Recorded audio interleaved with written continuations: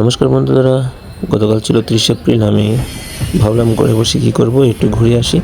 এখন এমনিতেই কাজকর্ম একটু নেই, তো ঘুরতে ঘুরতে কোথায় আর যাব।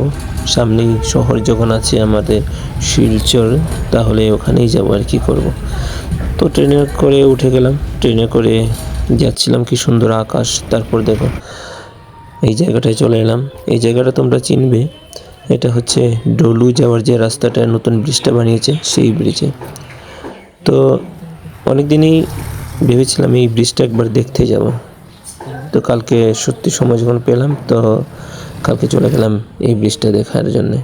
এখানে গিয়ে খুব ভালো লাগলো। দেখো ব্রিজটা খুব সুন্দর বানিয়েছে, সদরঘাটের ব্রিজের মতো লাগছে দেখতে। আর এই দূরে পাহাড়গুলো দেখো, পাহাড়ের মধ্যে মেঘগুলো যেন ঘর বানিয়ে বসে আছে একদম। কি সুন্দর, পাহাড়ের নিচে নিচে তো মেঘের চাকা, আর নদীটাও অনেক জলে ভরে উঠছে।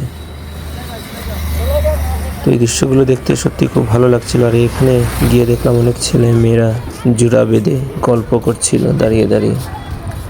এই জায়গাটা খুব সুন্দর একটা আড্ডা দেওয়ার জায়গা হয়ে গেছে।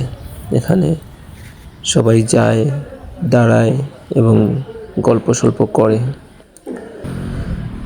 তারপর আমিও ওদেরকে আর ভিডিও আমি আর করিনি, তো আমি আমাকে একটু তুললাম। জায়গাটা খুব ভালো লাগলো ঘুরে। তারপর ঘুরে আবার ট্রেনে করে বাড়িতে আসার জন্য রওনা দিলাম।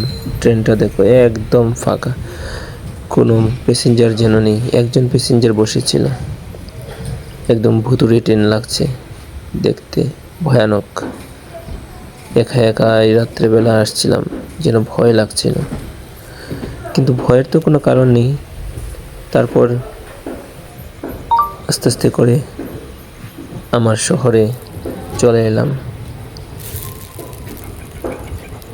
এই একটুখানি ঘুরেই অনেক সময় কেটে গেল, পুরো দিনটাই চলে গেল।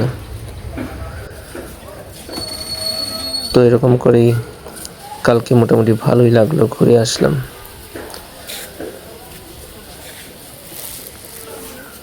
ঘুরতে ঘুরতে এখন আমাদের শহরে এসে নেমে গেলাম।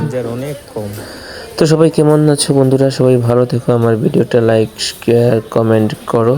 তোমরা আমার পাশে থেকো, আমিও তোমাদের পাশে থাকবো। ধন্যবাদ সবাইকে।